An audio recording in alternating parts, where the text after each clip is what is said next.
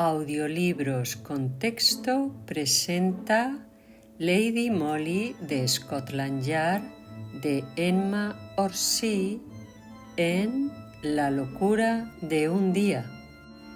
Mary Granard, la asistente y leal amiga de Lady Molly, relata las historias desde su propia perspectiva.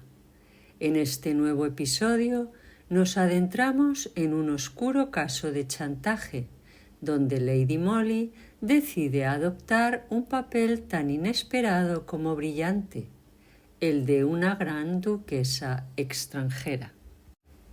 Estoy convencida de que nadie, salvo yo, ha conocido jamás la auténtica explicación del extraordinario enigma que la prensa bautizó, con sonora grandilocuencia, como el escándalo de Somersetshire, y sin embargo esa verdad, escurridiza para tantos, nació luminosa e inevitable en la mente veloz y sutil de mi admirable dama. Hasta el día de hoy, para el común de los mortales, aquel escándalo sigue siendo un caso sin resolver. No faltan quienes, gustosos de fustigar a nuestras fuerzas del orden, lo citen como ejemplo paradigmático de la torpeza y falta de eficacia del cuerpo de detectives al que pertenecemos, y no sin cierta razón, al menos en apariencia. Todo comenzó con el hallazgo de una joven llamada Jane Turner, huésped temporal en Weston-super-Mare, a quien una tarde encontraron en un estado deplorable, atada de pies y manos, amordazada, descompuesta por el miedo y el hambre, encerrada en la habitación que alquilaba en una pensión bastante conocida de la ciudad. La policía fue alertada de inmediato y en cuanto la señorita Turner logró recuperar el habla y parte de su entereza, ofreció todas las explicaciones que su aún aturdida memoria pudo brindarnos sobre tan desconcertante suceso. Sabíamos que trabajaba en una de las grandes casas de tejidos de Bristol y que aprovechaba su licencia anual para descansar unos días junto al mar. Su padre, carnicero de profesión, vivía en Bamwell, un apacible pueblo a escasos 6 kilómetros de Weston. Todo parecía perfectamente normal. Era viernes 3 de septiembre y alrededor de la 1 de la tarde Jane se encontraba en su dormitorio, disponiendo algunas pertenencias en su bolso con la intención de viajar a Bamwell para pasar el fin de semana con sus padres. Nada en su rutina presagiaba el espanto que se avecinaba. Llamaron entonces a su puerta. Una voz, tenue pero urgente, pronunció su nombre. «Soy yo, Jane. ¿Puedo entrar?» Jane, sin reconocer del todo aquella voz, pensó sin embargo que podría tratarse de alguna conocida del edificio. Sin mayor sospecha, respondió con naturalidad. «Entra». Lo que ocurrió a continuación quedó grabado en su memoria con una mezcla de claridad espantosa y bruma inquietante. La puerta se abrió de golpe. Una figura irrumpió en la habitación con fuerza arrolladora. Jane oyó el estrépito de una mesa al volcarse, sintió un golpe seco en el costado de la cabeza y antes de poder gritar o defenderse, un pañuelo húmedo fue presionado con violencia sobre su nariz y su boca. Un olor penetrante, químico y dulzón la envolvió mientras la conciencia se le escapaba como arena entre los dedos. No recordaba nada más. Volvió en sí lentamente, como si emergiera de las profundidades de un sueño turbio, para descubrirse prisionera de una escena que parecía salida de una pesadilla. Atada, amordazada, desfalleciente, fue hallada casi 24 horas después por la señora Skeward, su casera, en un estado de completa indefensión. Presionada por las autoridades, Jane intentó describir a su atacante. Creía haber vislumbrado, en el instante en que la puerta se abrió, la silueta de una mujer mayor. Llevaba una amplia capa, un sombrero y un velo. Sin embargo, afirmaba con igual seguridad que la brutalidad del asalto solo podía haber provenido de un hombre. Aquella contradicción, lejos de ayudar, solo añadía confusión al misterio. La joven no tenía enemigos conocidos, ni poseía bienes de valor que justificaran semejante agresión.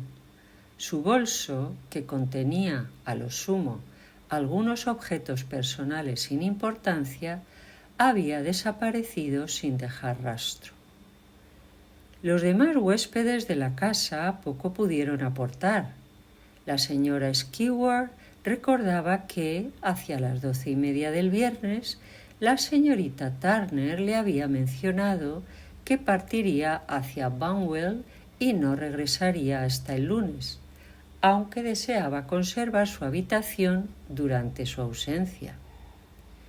Era la hora en que se preparaban los almuerzos para los inquilinos y la rutina del lugar transcurría con normalidad. Nadie pareció extrañarse de que Jane no fuera vista saliendo del edificio. Bien podría haber partido sin hacer ruido, como muchos otros huéspedes. Y probablemente habría permanecido allí, en su encierro forzado, varios días más, de no ser por un detalle que, en aquella ocasión, jugó a su favor: la codicia de la señora Skeward. La ciudad, durante ese fin de semana, estaba abarrotada de visitantes. La pensión no daba abasto, y la buena mujer, siempre atenta a la posibilidad de obtener un ingreso extra, consideró razonable subarrendar la habitación de Jane por un par de noches, aprovechando su supuesta ausencia. Fue así que, el sábado por la tarde, condujo a una visitante hasta la habitación de la señorita Turner. Al abrir la puerta, que por cierto no estaba cerrada con llave, se encontró con una visión que la hizo retroceder con un grito ahogado. Jane estaba allí, desvanecida, medio sentada y medio deslizándose por la silla a la que había sido atada con cuerdas. Un chal de lana le cubría la parte inferior del rostro, ocultando los signos del horror padecido. La señora Skeward, olvidando toda intención lucrativa, corrió a liberar a la joven y mandó llamar sin demora a la policía. Fue entonces cuando entró en escena el detective Parsons, un agente local de notable inteligencia, quien logró reunir algunos indicios, aunque fragmentarios y confusos, de lo ocurrido. En primer lugar, estaba el asunto de la supuesta anciana envuelta en una amplia capa, a quien Jane Turner había mencionado en su turbado testimonio como su agresora. Una figura semejante, según se pudo comprobar, había efectivamente aparecido el viernes, poco después de la 1, presentándose en la casa con la intención de ver a la señorita Turner. Fue la criada quien respondió al timbre. Al abrir la puerta, encontró a una mujer de porte respetable, ya entrada en años, que afirmó con calma: «Jane Turner, por favor». «Soy su madre», dijo. «Venía a buscarla para que saliéramos juntas». La criada, algo sorprendida, replicó que creía que la señorita Turner ya se había marchado hacia Banwell. «No, ya me hubiera encontrado con ella y no la he visto aún. Es por eso que estoy aquí», replicó la mujer. Ah, entonces quizá todavía esté en su habitación, sugirió la criada con naturalidad, dirigiéndose al corredor de las habitaciones. No te molestes, interrumpió la visitante con tono firme, aunque cortés. Conozco el camino. Iré yo misma. Y sin más, la mujer atravesó el vestíbulo con paso seguro y subió las escaleras. Nadie la vio bajar. Sin embargo, uno de los inquilinos recordó más tarde haber oído una llamada a la puerta, seguida de una voz femenina que decía: «Soy yo, Jane. ¿Puedo pasar?» Todo lo que sucedió después, la identidad real de aquella enigmática dama y el motivo, si es que alguno había, que la llevó a atacar a Jane Turner y robarle un bolso sin valor, se convirtió en un enigma que desconcertó a la policía y que, al menos para el público general, jamás hubo una solución. Imposibilitada por un tobillo roto, completamente inmóvil en su casa de Banwell.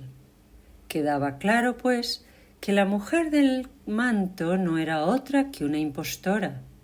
Su búsqueda, por intensa y apasionada que fuera en los días que siguieron al suceso, resultó, al menos a ojos del público, absolutamente infructuosa.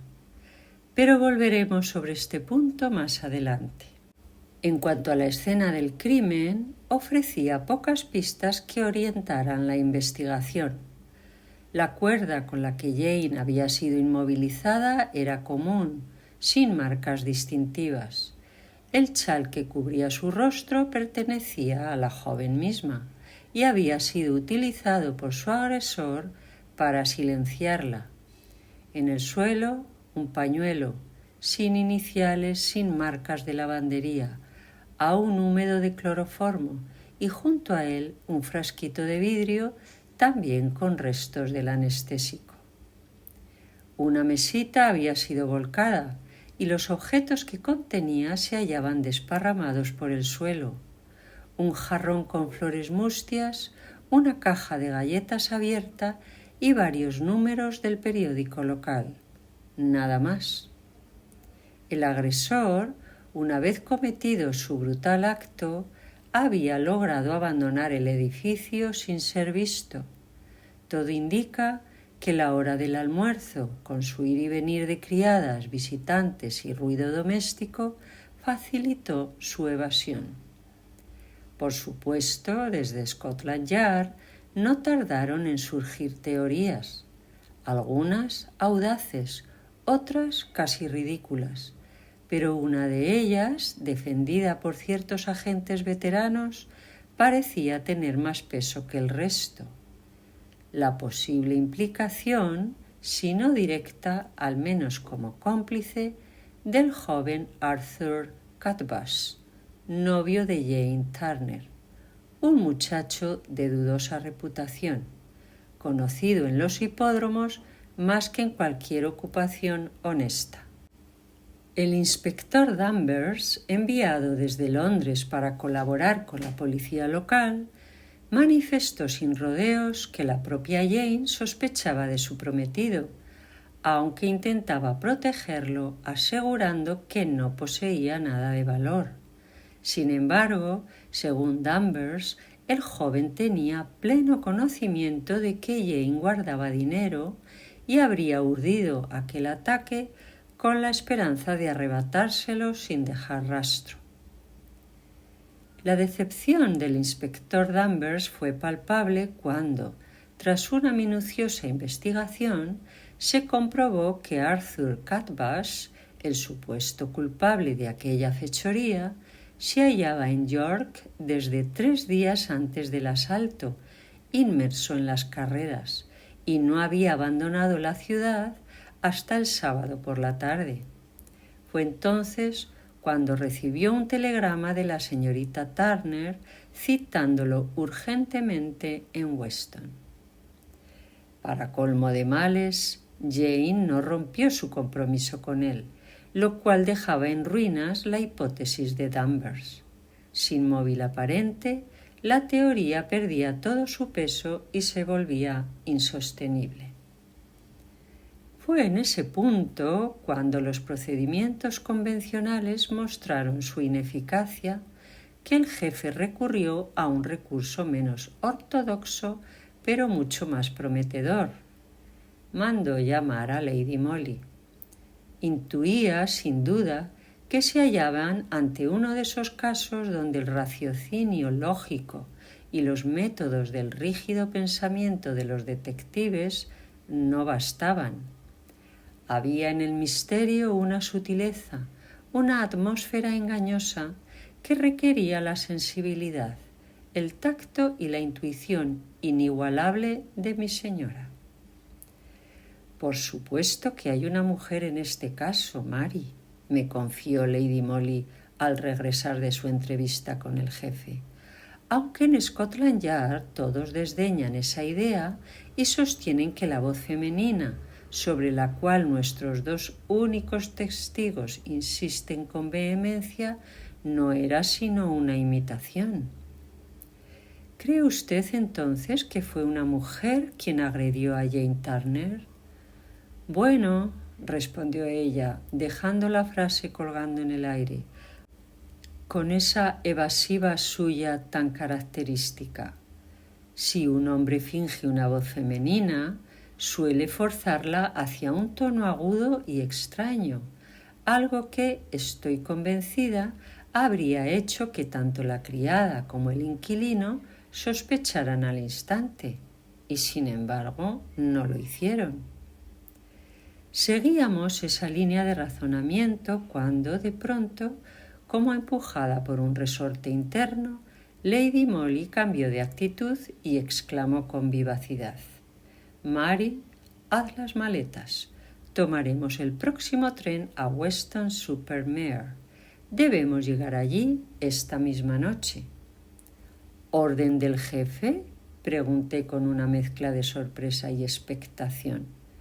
«No, es mía», respondió con sequedad. No pidió más explicaciones ni las ofreció. Como tantas veces, cuando su intuición entraba en juego, el resto del mundo debía limitarse a seguirla. Así fue como partimos aquella misma tarde, y esa noche cenamos en el gran hotel de Weston-super-Mare. Durante el trayecto, mi señora permaneció inmersa en sus pensamientos, su frente fruncida con intensidad, sus ojos oscuros, iluminados por un fuego interior, se estrechaban de pronto como si respondieran a una chispa invisible. Aunque no comprendía el rumbo que tomaban sus pensamientos, sabía por experiencia que mi silencio era el mayor favor que podía ofrecerle. A nuestra llegada al hotel, Lady Molly inscribió nuestros nombres como señora Walter Bell y señorita Granard, de Londres. Al día siguiente recibimos 2 grandes paquetes a ese nombre. Los llevamos a nuestro pequeño salón privado y, para mi asombro, al desenvolverlos, descubrimos una montaña de periódicos. Eran ejemplares atrasados del periódico local, cubriendo, según pude observar, un año entero. Busca la columna de anuncios personales en cada número y recórtala, Mary, me dijo, entregándome unas grandes tijeras. Lo revisaré cuando regrese. Voy a dar un paseo. Estaré de vuelta a la hora de comer. Y con la elegancia y determinación que le eran propias, se deslizó fuera de la habitación, dejando tras de sí ese rastro de misterio que siempre la precedía cuando un caso por fin comenzaba a rendirse ante su ingenio. Sabía, por supuesto, que mi señora estaba completamente sumida en sus pensamientos, absorta en ese modo silencioso e impenetrable tan propio de ella cuando una idea comenzaba a germinar. Apenas cruzó el umbral, me entregué sin más dilación a la tediosa tarea que me había encomendado. No cabía duda de que en aquel mar de páginas amarillentas esperaba encontrar la clave del enigma. Cuando regresó, ya tenía dispuesta ante ella la columna personal de unos 300 ejemplares del periódico, perfectamente recortada, clasificada y archivada. Me dirigió una de esas sonrisas que, sin necesidad de palabras, sabían expresar agradecimiento y afecto, pero durante el almuerzo apenas pronunció palabra. Terminada la comida, se sentó a trabajar con férrea concentración. La observé en silencio mientras examinaba minuciosamente cada fragmento de papel, los comparaba, los reordenaba en pequeños grupos y anotaba en los márgenes con esa letra diminuta y precisa que siempre me fascinó. Aparte de un breve descanso para el té, no se movió de su sitio durante casi 4 horas. Al final de ese tiempo, barrió con la mano todos los papeles hacia un lado, conservando apenas unos pocos. Luego levantó la vista y al verla sonreír, suspiré con alivio. El brillo en sus ojos delataba un hallazgo. ¿Has encontrado lo que buscabas?, pregunté, contagiada por su entusiasmo contenido. He encontrado lo que esperaba, respondió, con una serenidad que sólo aumentaba el misterio. ¿Puedo saber? Sin decir una palabra más, desplegó ante mí los papeles que había conservado. Eran 6 recortes, y en cada uno un párrafo estaba señalado con una discreta cruz. Lee solo los párrafos marcados, indicó. Obedecí de inmediato, aunque en mi interior albergaba la esperanza de que aquellos párrafos encerraran la clave definitiva del caso de Somersetshire. Pero ay, mis ilusiones fueron rápidamente reemplazadas por la confusión. Cada uno de los textos señalados llevaba al pie las mismas iniciales, S.A.S., y en todos se anunciaba una cita en alguna de las pequeñas estaciones del tren entre Bristol y Weston. Nada más. Debí haber puesto una cara verdaderamente cómica porque Lady Molly rompió en una carcajada que resonó, clara y cristalina, por la silenciosa sala del hotel. ¿No lo ves, Mary?, preguntó con aire divertido. Lo confieso, no lo veo, repliqué, sintiéndome torpemente desconcertada. Me quedo perpleja. Y, sin embargo, añadió, ya con tono más serio, estos pocos párrafos, que a simple vista parecen insignificantes, me han dado la clave del ataque a Jane Turner, una pista que ha tenido en vilo a nuestros amigos del Yard durante más de 3 semanas. ¿Pero cómo? No logro entenderlo. Lo sabrás pronto, Mary, en cuanto regresemos a la ciudad.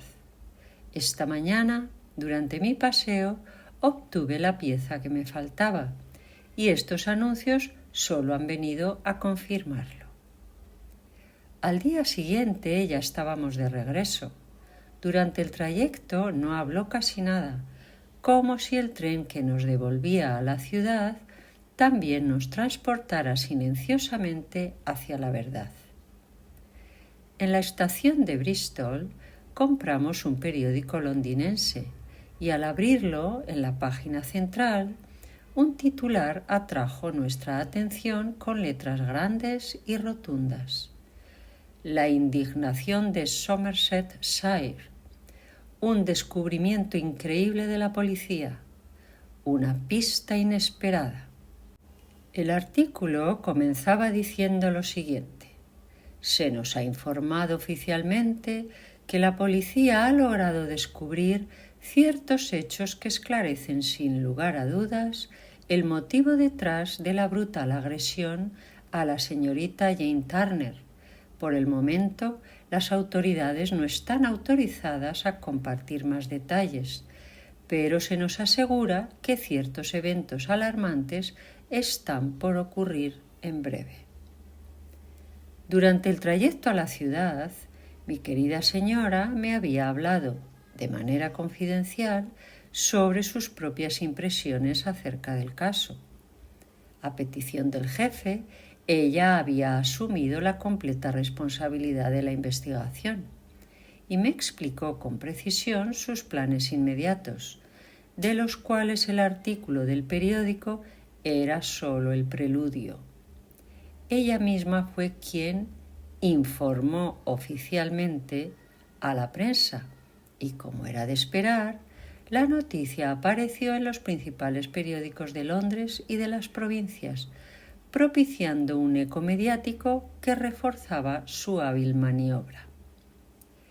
El brillo de su intuición y la astucia de su estrategia se hicieron evidentes en las siguientes 24 horas, cuando en nuestro pequeño apartamento nuestra fiel Emily, con una mezcla de orgullo y asombro, nos anunció la llegada de Su Alteza Serenísima, la Condesa de Hohengebirge. S.A.S. Su Alteza Serenísima. Esas misteriosas iniciales que aparecían repetidamente en la columna personal del periódico local. ¿Pueden imaginar mi sorpresa cuando, a continuación, vi entrar a la deslumbrante figura de la joven condesa, toda envuelta en encajes finos, gasa ligera y rosas frescas?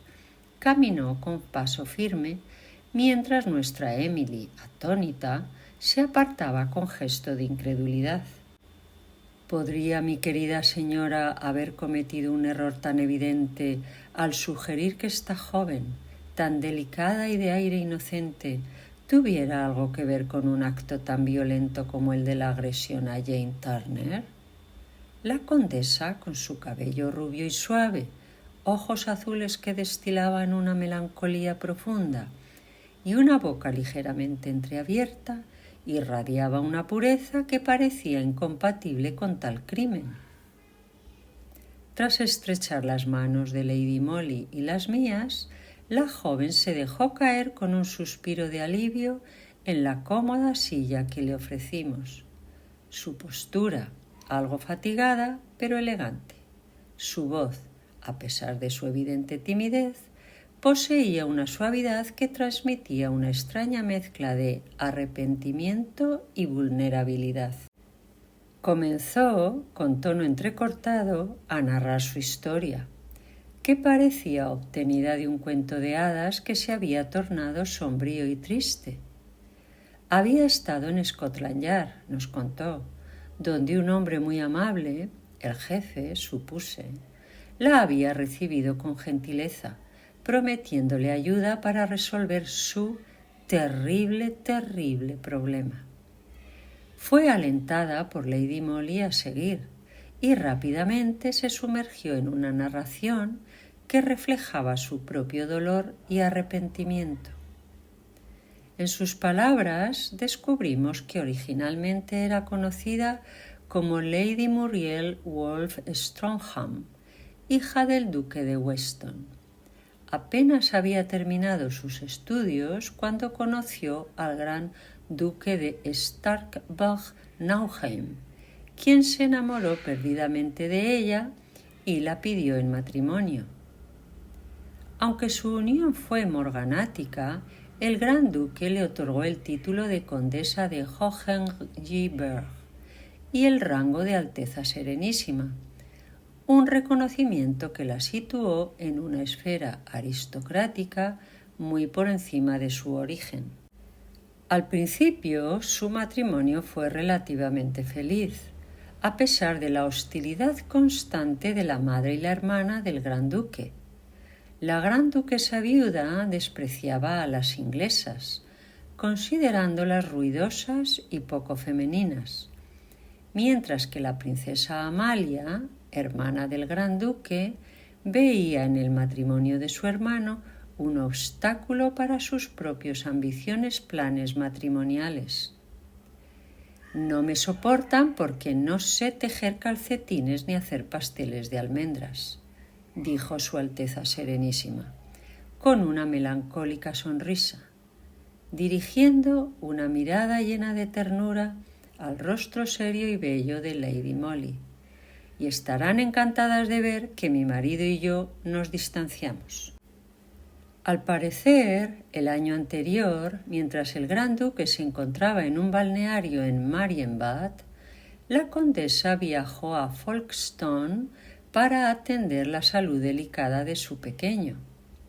Se instaló en uno de los hoteles más discretos de la ciudad, como haría cualquier dama inglesa acomodada, acompañada de sus asistentes y su doncella personal, pero sin la habitual pompa germánica de su séquito habitual. Fue allí donde se encontró con el señor Rumbold, un viejo amigo de su padre, hombre de fortuna, alguna vez bien considerado en los círculos más selectos, pero cuya reputación había sido severamente empañada tras un escandaloso proceso de divorcio que lo había arrojado a una notoriedad poco envidiable. Entre lágrimas discretas, Su Alteza aseguró a Lady Molly que, en el rígido protocolo del Palacio de Starkburg, los periódicos ingleses no formaban parte de la lectura diaria, y por ello ignoraba por completo que aquel caballero, otrora bienvenido en la casa paterna, había caído en desgracia social y ya no era compañía recomendable. Era una mañana espléndida, continuó, su voz teñida de nostalgia, y yo me sentía fatal en Folkestone. El señor Rumbold me convenció para hacer una pequeña travesía en su yate. Iríamos a Boloña, almorzaríamos allí y regresaríamos con la brisa fresca de la tarde. Y, por supuesto, ocurrió algo que inutilizó el yate, concluyó Lady Molly con tranquila gravedad, mientras la condesa se detenía un instante, abrumada por el recuerdo. Por supuesto, susurró ella, con lágrimas reanudando su curso. Y, por supuesto, ¿era demasiado tarde para volver en el barco correo de la tarde? Ese barco había partido una hora antes y el siguiente no salía hasta medianoche. Así que no tuvo más opción que esperar y durante ese lapso fue vista por una tal Jane Turner, quien la reconoció y desde entonces ha estado chantajeándola. «¿Cómo lo sabe?», exclamó Su Alteza, con tan genuina perplejidad en sus enormes ojos azules que Lady Molly y yo no pudimos evitar reírnos a carcajadas. «Bueno», replicó mi querida señora al cabo de un momento, recuperando su tono profesional, «en nuestra profesión estamos entrenadas para atar cabos, ¿no? Y francamente, en este caso no era demasiado difícil. Las citas para encuentros secretos en estaciones rurales, dirigidas a SAS en la sección personal del periódico local, me dieron una buena pista. El misterioso ataque a una joven cuya casa estaba cerca tanto de esas estaciones como del castillo de Bristol, donde sus padres de usted residen y donde usted ha estado recientemente, añadió otra pieza al rompecabezas, y luego el descubrimiento de múltiples ejemplares del periódico en el cuarto de esa misma joven me ayudó a centrarme en ella. Su visita de hoy simplemente ha confirmado mis sospechas. Es muy simple, ¿lo ve? Supongo que sí, respondió Su Alteza con un hondo suspiro, solo que es aún peor de lo que imagina. Esa horrible Jane Turner, a quien traté con cariño cuando era niña, nos tomó una fotografía al señor Rumbold y a mí bajando por la escalinata del Hotel des Bains de Boloña. La vi hacerlo y corrí para impedírselo. Ella fue encantadora, tan hipócrita, y me dijo que quizás la imagen no saliera bien revelada y que, de ser así, la destruiría. Me aseguró que no debía preocuparme, que, si acaso la fotografía llegara a existir, me avisaría por medio de la columna personal del periódico, ya que sabía que yo la leería mientras me alojara con mis padres. Me hizo creer que era todo un juego. ¡Ay! Es una chica cruel, ¿verdad?, para hacerme sufrir tanto. Y de nuevo su delicado pañuelo de encaje subió hasta sus ojos. No pude evitar sonreír, aunque sentía compasión por aquella criatura frívola, sentimental y desdichadamente ingenua. Y en lugar de darle garantías en el periódico, encontró una exigencia para una cita secreta en una estación rural. Sí, y cuando fui allí, aterrorizada ante la posibilidad de ser vista, Jane Turner no se presentó en persona. Fue su madre quien me recibió y sin preámbulos empezó a hablar de vender la fotografía a mi esposo o a mi suegra. Dijo que valía 4.000 libras para Jane y que le había aconsejado no aceptar ni un penique menos. ¿Qué le respondió?, preguntó Lady Molly con tono calmado. Que yo no tenía 4.000 libras, murmuró la condesa con abatimiento. Así que, tras muchas discusiones, se acordó que pagaría a Jane 250 libras al año, descontadas de mi asignación para ropa. Ella conservaría el negativo como garantía, pero prometió que nadie lo vería mientras recibiera puntualmente su dinero. También se convino que, mientras me alojara con mis padres en el castillo de Bristol, Jane concertaría las citas para los pagos a través de las columnas del periódico y yo entregaría las sumas según sus instrucciones. Me habría reído de no haber sido todo tan trágico, porque en verdad era asombroso ver cómo esta mujercita frívola y vulnerable se había dejado intimidar por un par de mujeres codiciosas y despiadadas. —¿Y esto lleva ocurriendo más de un año? —dijo Lady Molly con tono grave. —Sí, pero nunca he vuelto a ver a Jane Turner. Siempre había sido su madre la que se presentaba. ¿Conocía a su madre previamente? Oh, no, solo conocía a Jane. Había trabajado como costurera en el castillo hace algunos años. —Ya veo —dijo Lady Molly en voz baja, pensativa—. ¿Y cómo era la mujer con la que se encontraba en esas estaciones y a la que entregaba el dinero? Pues no podría describírsela. Nunca la vi con claridad. —¿Nunca la ha visto claramente? —repitió Lady Molly. Y juro que percibí un dejo de júbilo apenas contenido en su voz. —No —replicó la condesa con pesar—, siempre me citaba a una hora tardía, y esas estaciones de tren están muy mal iluminadas. Me resultaba difícil salir de casa sin despertar sospechas y le rogaba constantemente que cambiara la hora, pero ella siempre se negó. Lady Molly quedó pensativa unos instantes. Luego preguntó de forma abrupta: ¿por qué no demanda a Jane Turner por chantaje? No me atrevo, exclamó la condesa, presa de un pánico genuino. Mi marido nunca me lo perdonaría. Sus parientes aprovecharían para agrandar el abismo entre nosotros.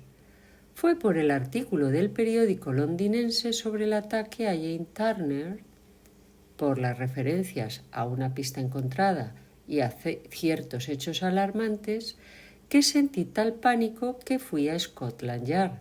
Pero no, por favor, prométame que no me veré envuelta en este caso. Me arruinaría para siempre. Ahora sollozaba con una mezcla de angustia y humillación. Era realmente desgarrador presenciar su desconsuelo. Entre lágrimas gemía: esa gente malvada sabe que no puedo arriesgarme a ser expuesta y me explota como un vampiro. La última vez que vi a la mujer mayor, le dije que no podía más, que confesaría todo a mi esposo. Pero ella se rió. Sabía que nunca me atrevería. ¿Cuándo ocurrió eso?, preguntó Lady Molly. Hace unas 3 semanas, justo antes de que atacaran a Jane Turner y le robaran las fotografías. ¿Cómo sabe que le robaron las fotografías? Ella me lo escribió, respondió la condesa con voz débil, casi temerosa ante el repentino interés de Lady Molly. Luego, de su delicado bolso extrajo un papel arrugado, marcado con las huellas visibles de lágrimas amargas. Se lo tendió a Lady Molly, quien lo tomó y lo leyó primero en silencio, antes de leerlo en voz alta para mí. A Su Alteza Serenísima, la Condesa de Hohengyberg. Cree que la he estado atormentando durante los últimos 12 meses por su aventura con el señor Rumbold en Boloña. Pero no he sido yo. Ha sido alguien que tiene poder sobre mí y que sabía de la fotografía. Me ha obligado a actuar como lo he estado haciendo. Mientras he tenido la foto, usted ha estado a salvo. Ahora me ha agredido, casi me mata y se ha llevado el negativo. Puedo recuperarlo y lo haré, pero me costará mucho dinero. ¿Podría conseguir 1000 libras? ¿Cuándo ha recibido esto?, preguntó Lady Molly. Hace solo unos días, respondió la condesa. Ay, llevo 3 semanas sin saber nada de Jane desde el ataque y no dejo de pensar en lo que ha podido ocurrirle. No habrá usted respondido la carta, espero. No, iba a hacerlo, pero entonces vi el artículo del periódico londinense y el miedo de que todo se descubriera me paralizó. Fue entonces cuando fui directamente a la ciudad y me entrevisté con el caballero de Scotland Yard, quien me recomendó acudir a usted. Por favor, no hará nadie nada que provoque un escándalo. Prométamelo. Prefiero morir antes que pasar por una humillación pública. Si es preciso, encontraré las 1000 libras, pero... No creo que eso sea necesario, interrumpió Lady Molly con calma. Ahora, ¿me permite reflexionar sobre todo esto con tranquilidad?, añadió. Hablaré con mi compañera y quizás muy pronto pueda darle buenas noticias. Se levantó, sugiriendo amablemente que la entrevista había llegado a su fin. Pero no fue tan sencillo. Siguieron súplicas angustiadas, lágrimas renovadas por parte de la joven condesa y reiteradas promesas tranquilizadoras por parte de mi querida señora. Sin embargo, cuando al cabo de unos 10 minutos el delicado torbellino de encaje y gasa desapareció por fin de nuestra oficina, ambas sabíamos que aquella pobre, inofensiva e indeciblemente ingenua dama se marchaba visiblemente más aliviada y más serena que en los últimos 12 meses. Sí, has sido una completa tonta, me decía Lady Molly 1 hora después, mientras almorzábamos, pero esa Jane Turner es una chica inteligente. Supongo que piensa, como yo, que la misteriosa anciana, que parece haberse hecho pasar por la madre todo el tiempo, era cómplice de Jane Turner y que la agresión fue un montaje entre ellas, dije. El inspector Danvers estará encantado, pues esta teoría se acerca bastante a la suya. Fue todo lo que manifestó ante mi comentario. Estoy segura de que era Arthur Cadbush, el novio de la chica, después de todo, repliqué con vehemencia, y verá que, sometida a prueba bajo juramento, su coartada en el momento de la agresión no se sostiene. Además, ahora, añadí triunfante, tenemos conocimiento de lo cual ha estado faltando desde el principio. el motivo. Ah, dijo mi señora sonriendo ante mi entusiasmo. Así es como se discute, Mary, ¿eh? Sí, y en mi opinión la única cuestión en duda es si Arthur Cutbush actuó en connivencia con Jane Turner o contra ella. Bueno, supongamos que vamos y aclaramos ese punto, y algunos otros de inmediato, concluyó Lady Molly mientras se levantaba de la mesa. Decidió regresar a Bristol esa misma noche. Salíamos a las 9:10 y yo me estaba preparando. El taxi ya estaba en la puerta, cuando me sobresalté un poco al ver aparecer repentinamente en mi habitación a una anciana muy elegantemente vestida, con el pelo blanco como la nieve recogido en lo alto sobre un rostro severo e interesante. Una risa alegre y sonora que salió de su boca arrugada y un examen más atento de mi parte pronto revelaron la identidad de mi querida dama, vestida para parecer una gran dama extremadamente digna de la vieja escuela, mientras que un par de pendientes largos y antiguos le daban un aspecto curioso y extranjero a toda su apariencia. No entendí muy bien por qué eligió llegar al Gran Hotel en Bristol con ese disfraz, ni por qué escribió nuestros nombres en la libreta del hotel como Gran Duquesa y Princesa Amalia von Starburg de Alemania. Tampoco me dijo nada esa noche. Pero a la tarde siguiente, cuando salimos juntas en coche, ya estaba completamente metida en el papel que me tocaba. Mi señora me había hecho ponerme un vestido de segra negra muy rico, suyo, y me ordenó peinarme de forma un tanto desaliñada, con raya en el pelo y un moño atrás. Ella misma parecía más de la realeza que nunca, y no es de extrañar que los niños pequeños y los hijos de los comerciantes nos miraran con la boca abierta cuando bajamos del coche frente a una de las casitas de aspecto tan modesto de Brett Street. En respuesta a nuestra llamada, una sirvienta desaliñada abrió la puerta y mi señora le preguntó si la señorita Jane Turner vivía aquí y si se encontraba en la casa. Sí, la señorita Turner vive aquí. Como es jueves y cierra temprano, ya ha regresado del trabajo. Entonces, por favor, dígale, dijo Lady Molly con su tono más solemne, que la gran duquesa viuda de Starburg-Nauheim y la princesa Amalia desean verla. La pobre doncella casi se cae hacia atrás del susto. Exclamó con voz entrecortada, «Señor», y luego corrió por el estrecho pasillo y subió la empinada escalera, seguida de cerca por mi querida señora y por mí. En el rellano del primer piso, la muchacha, apresurada y nerviosa, llamó a una puerta. La abrió y murmuró, «Unas damas quieren verla, señorita». Luego huyó escaleras arriba sin control. Pero Lady Molly ya había entrado en la habitación, donde al parecer la señorita Jane Turner estaba sentada leyendo una novela. Se levantó de un salto al vernos entrar y se quedó mirándonos con los ojos muy abiertos, realmente impresionada por semejante aparición.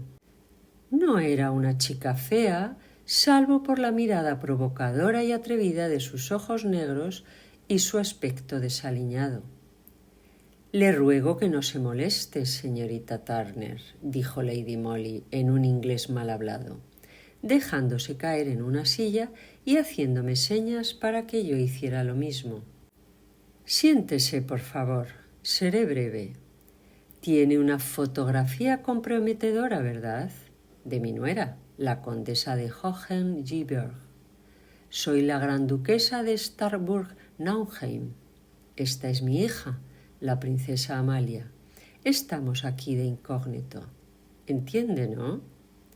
Y con una elegancia de gesto inimitable, mi querida señora levantó la mirada y la fijó en la figura temblorosa de Jane Turner.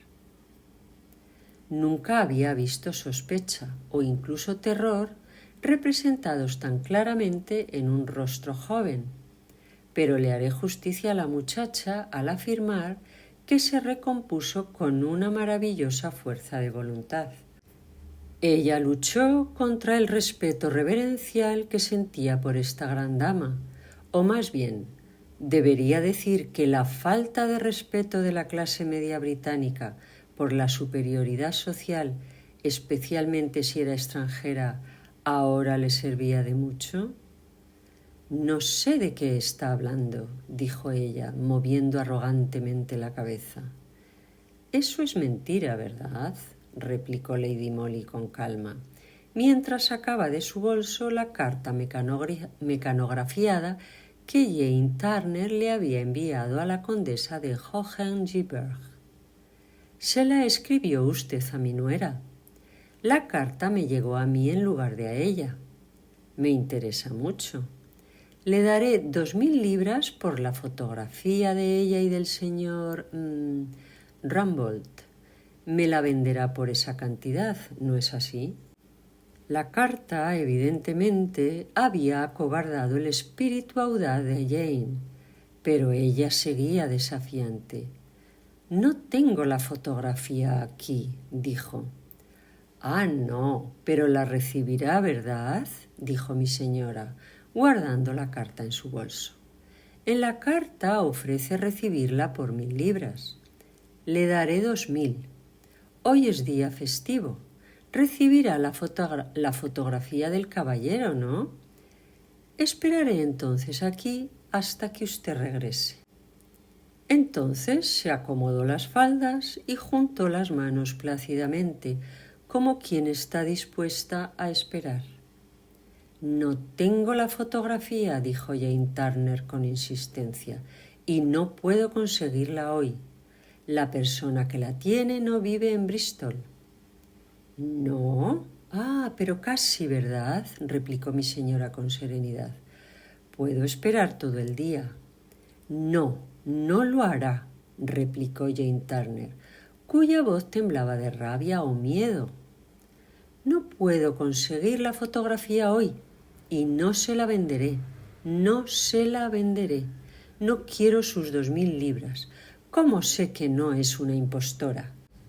«De esto, mi querida», dijo Lady Molly en voz baja, «que si salgo de esta habitación sin la fotografía, iré directamente a la policía con esta carta y será usted procesada por el gran duque, mi hijo, por chantajear a su esposa. Verá, no soy como mi nuera, no temo un escándalo, así que traerá la fotografía, ¿verdad? La princesa Amalia y yo la esperaremos aquí. Ese es su dormitorio, ¿no es así?», añadió, señalando una puerta que obviamente daba a una estancia interior. «¿Le importa ponerse el sombrero y marcharse enseguida? 2000 libras o 2 años de cárcel. Tiene estas dos opciones». Jane Turner intentó mantener su aire de desafío, mirando a Lady Molly directamente a la cara, pero yo, que la observaba, pude ver cómo la audacia en sus ojos gradualmente daba paso al miedo y luego al terror, e incluso a la desesperación. El rostro de la muchacha parecía literalmente envejecer mientras lo miraba, pálido y demacrado, mientras Lady Molly mantenía sus severos y luminosos ojos fijos en ella. Entonces, con un gesto curioso y salvaje, que de algún modo me llenó de un miedo sin nombre, Jane Turner giró sobre sus talones y corrió hacia la habitación interior. Siguió un momento de silencio. Para mí fue tenso y angustioso. Aguzaba el oído para escuchar lo que sucedía en aquella otra habitación. Que mi querida señora no era tan insensible como quería aparentar, lo demostraba la extraña mirada expectante en sus ojos. Los minutos transcurrían con rapidez. No podría haber dicho cuántos. Era consciente del tic-tac monótono de un reloj sobre la destartalada repisa de la chimenea, del chico de los recados gritando a todo pulmón afuera, del paso mesurado del caballo del coche que nos había traído hasta aquí, subiendo y bajando por la calle. De repente se oyó un violento estruendo, como si un mueble pesado se hubiera derrumbado. No pude contener un grito, pues mis nervios estaban a punto de estallar.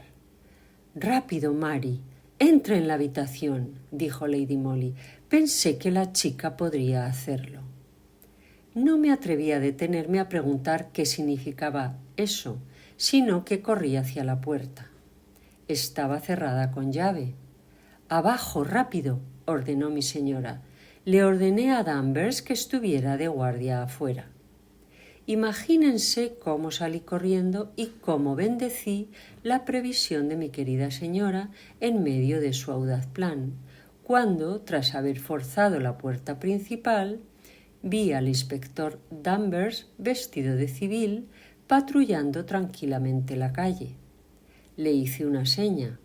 Estaba vigilando atentamente y juntos corrimos de vuelta a la casa. Por suerte, la casera y la criada estaban ocupadas en el sótano y no oyeron el estruendo ni me vieron correr en busca de Danvers. Mi querida señora seguía sola en el lúgubre salón, apoyada contra la puerta de la habitación interior, con la oreja pegada a la cerradura. «Creo que aún no es demasiado tarde», susurró apresuradamente. «Ábrala, Danvers». Danvers, un hombre grande y fuerte, pronto puso su hombro contra la destartalada puerta, que cedió al primer golpe. La visión que nos recibió me llenó de horror, pues nunca había presenciado una tragedia semejante. La desdichada muchacha, Jane Turner, había atado una cuerda a una anilla en el techo que supongo que en su día albergó una lámpara colgante. Con el otro extremo de la cuerda había formado un nudo corredizo y se lo había pasado alrededor del cuello. Al parecer, se había subido a una mesa y luego hizo todo lo posible por quitarse la vida empujándola. Este fue el estruendo que oímos y que nos obligó a acudir a su rescate. Por suerte, sus pies se habían enganchado en el respaldo de una silla cercana. La soga la estaba estrangulando y su rostro era horrible, pero no estaba muerta. Danvers la bajó enseguida. En cuanto la joven se recuperó parcialmente, Lady Molly nos mandó a él y a mí fuera de la habitación. En la oscura y polvorienta sala, donde apenas unos momentos antes había interpretado mi pequeño papel en una comedia lúgubre, esperaba ahora escuchar la continuación. Danvers llevaba un rato fuera y ya las sombras de la tarde se cernían. Afuera, la calle de aspecto miserable parecía particularmente lúgubre. Eran cerca de las 6 cuando por fin oí el grato susurro de las sedas, el abrirse de una puerta y por fin mi querida señora, con aspecto serio pero sereno, salió de la habitación y haciéndome señas sin decir palabra me condujo fuera del edificio. «Le enviaremos un médico», fueron sus primeras palabras en cuanto salimos de Brett Street. «Pero ya está bien, solo que necesita un somnífero. Bueno, creo que ya ha sido bastante castigada. No volverá a intentar chantajear». «¿Entonces, la fotografía nunca existió?», pregunté, sorprendida. «No, pero Jane Turner no iba a renunciar tan fácilmente a la idea de sacarle dinero a la pobre y tímida condesa. Sabemos bien cómo logró aterrorizar a esa mujercita ingenua.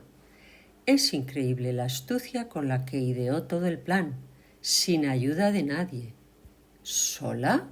«Sí, completamente sola. Ella misma era la anciana que se encontraba con la condesa, la misma que llamó a la puerta principal del edificio de apartamentos en Weston. organizó toda la escena del supuesto asalto por su cuenta y logró implicar a todos. Fue una ejecución perfecta, lo planeó y lo llevó a cabo ella sola. Temía que la condesa, arrepentida, terminara confesándole su locura a su esposo o a sus propios padres, lo que inevitablemente llevaría a una acusación por chantaje. Así que apostó todo a una jugada final, arriesgadísima, y estuvo a punto de conseguir 1000 libras de Su Alteza Serenísima. Su plan era calmar a la joven asegurándole que el negativo y las copias habían sido destruidos. Pero la inesperada llegada de la gran duquesa de Starburg-Nauheim esa misma tarde la llenó de terror. Ante la amenaza de una denuncia y la cárcel, que no se atrevía a enfrentar, en un momento de desesperación intentó quitarse la vida. «Supongo que ahora todo quedará en silencio», dije. «Sí», respondió Lady Molly con un suspiro melancólico. «El público nunca sabrá quién fue la persona que agredió a Jane Turner». Muchas gracias por escuchar Audiolibros con Texto. Si han disfrutado de esta historia, los invito a suscribirse al canal y dejar un comentario. ¡Hasta la próxima!